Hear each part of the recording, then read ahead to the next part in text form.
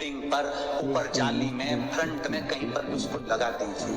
महाराज केवल शंकर का स्मरण कर कर गतिमान का नाम लेकर हनुमान के उल्टे पांव का सिंदूर का त्रिशूल बनाकर जो दर्पण को लगा देता है, आपको 1 महीने के अंदर अंतर मालूम पड़ जाएगा कि पिछले जो महीने निकले हैं उस महीने का अंदाजा लगाना कि घर में लोग कितने बीमार पड़ते थे और इस दर्पण को लगाने के बाद बीमारी कम हुई कि नहीं हो कम तो ठंडा कर देना, क्या जा रहा है, पर करके जरूर देखना। विश्वास रखकर करोगे, भगवान शिव का अनुमोदन कर कर भगवान शंकर पर विश्वास रखकर करोगे तो बीमारी घेर नहीं सके। अकाल मृत्यु हो मरे जो काम करे चंडाल का, काल उसका क्या बिगाड़े जो भक्त हो महाकाल का। शंकर की आराधना करने वाला, शिव का स्मरण करने वाला, शिव का निवेदन करने वाला, शिव अर्चना में डूबने वाला, शिव का अनुमोदन करने वाला कभी दुखी नहीं हो सकता। उनका आज तक हनुमान चालीसा पढ़ना नहीं है, आज तक कोई चालीसा, चाहे गायत्री चालीसा हो, लक्ष्मी चालीसा हो, शिव चालीसा हो, पढ़ना ही नहीं आती। बस बैठ गए भगवान के सामने और पढ़ लिया आसन लगा के। नहीं नहीं नहीं, चालीसा पढ़ने का भी एक नियम है।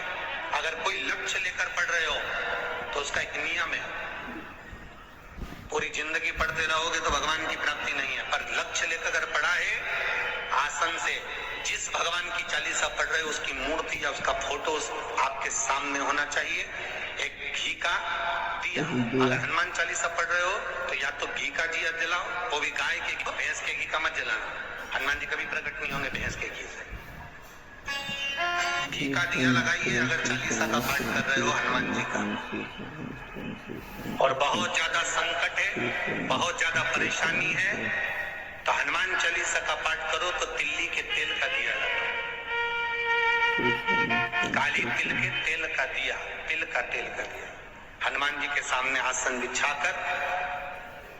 बहुत तकलीफ है तो 3 पाठ प्रतिदिन करो और एक आसन से जितने समय 9 बजे अगर आप बैठते हो पाठ करने तो 9 बजे ही बैठना है। 11 दिन तक प्रतिदिन 3 पाठ रोज करो। एक पानी का लोटा, कलश, तांबे का जल, अर्थात तांबे का लोटा हो, स्टील का लोटा हो, तुम्हारे पास जो कलश हो उसमें जल भरकर एक सिक्का उसमें पटक कर, एक लौंग पटक कर प्लेट से ढक कर रख दो और प्रतिदिन बस टाइम पर बैठकर पाठ करो। 11 दिन पूर्ण होंगे, जिस कामना से आपने पाठ करा है बस वो सिक्का, वो लौंग कलश में से निकाल लो, जल का आचमन करो और जिस काम के लिए करा है वो जल उस प्रयोग में ले लो। उस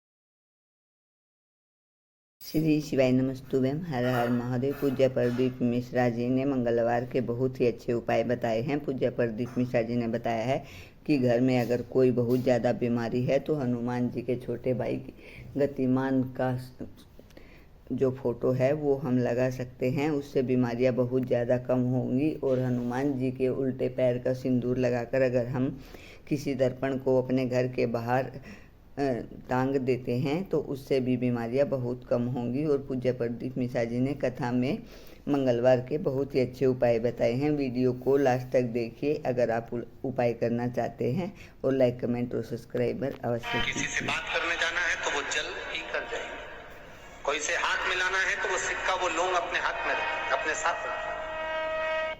श्री हनुमान जी महाराज का प्राकट्य हुआ। कोई व्यापार नहीं चलता हो, दिक्कत आ रही हो तो हनुमान जी के दूसरे नंबर का भाई गतिमान का स्मरण करो। हनुमान जी के उल्टे पांव का सिंदूर लाकर गतिमान का नाम लेकर स्वस्तिक बना दिया जाए व्यापार वाली जगह पर, तो व्यापार अच्छा चलने लगता है महाराज। कोई व्यक्ति पैसा खा गया, नहीं दे रहा, बहुत परेशान हो गए, मांग मांग कर दे गए, नहीं दे रहा, हाथ जोड़ लिया, पांव जोड़ लिया, सब कुछ कर लिया, नहीं दे रहा, तो हनुमान जी के तीसरे नंबर का भाई रतिमान, रतिमान, गतिमान रतिमान, रतिमान का नाम लीजिए। पीपल के पत्ते पर लाल सिंदूर से जो व्यक्ति पैसा लेकर गया उसका नाम लेकर बहते हुए पानी में अपनी कामना कर रतिमान का नाम लेकर छोड़ दीजिए। 15 दिन में रतिमान ऐसी उतावली मानक मचाता है कि उसको हाथ जोड़कर वो खुद फोन लगाकर बोलता है, भैया तेरा मैं पैसा लौटा दूंगा। रतिमान का स्मरण किया जाता है। रतिमान, ध्यान दीजिएगा, पंचम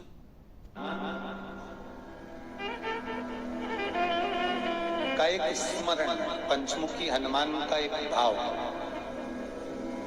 महाराज। जैसे बहुत ज्यादा तकलीफ अगर व्यक्ति को हो गई है, बहुत कष्टमय जीवन चल रहा है, हार गए हर जगह से और तकलीफमय जीवन चल रहा है, तो पंचमुखी हनुमान का एक शिव महापुराण का और स्कंद पुराण का एक बड़ा सुंदर मंत्र है। उस मंत्र को आप सब एक बार हमारे साथ में बोलें।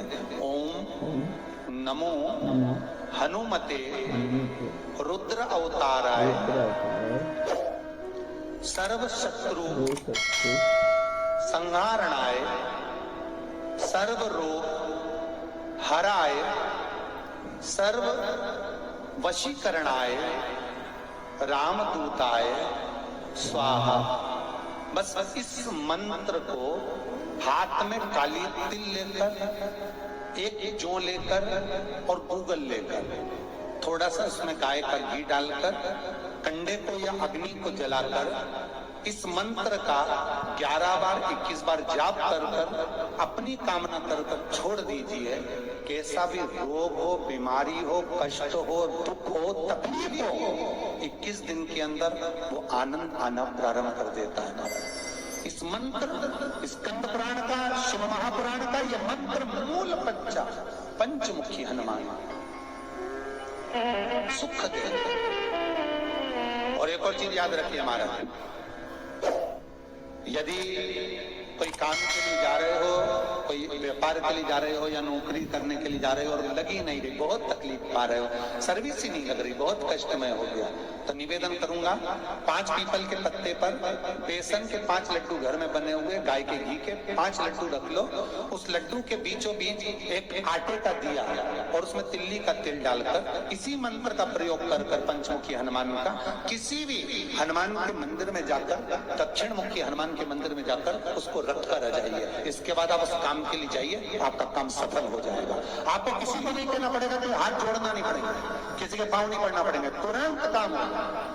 बस इस मंत्र का स्मरण कर कर पंचमुखी हनुमान का भूतेश्वर जो मंत्र है वो सुख देने वाला। श्री हनुमान जी महाराज का प्राकट्य हुआ तो कहा हनुमान जी 6 भाई हैं, कितने भाई? प्रदीप मिश्रा जी ने बताया है कि अगर ज़िंदगी में बहुत ज़्यादा कष्ट चल रहा है तो हमें मंगलवार के दिन 5 लड्डू लेकर, एक दीपक आटे का लेकर, उसमें तिल्ली का तेल डालकर भगवान जी के सामने जलाना चाहिए। हनुमान जी के सामने ऐसा करने से हमारी हर मनोकामना पूरी होती है। अगर आपको वीडियो पसंद आई तो प्लीज़ लाइक, कमेंट और सब्सक्राइबर अवश्य कर दीजिएगा। श्री शिवाय नमस्तुभ्यम। हर हर महादेव।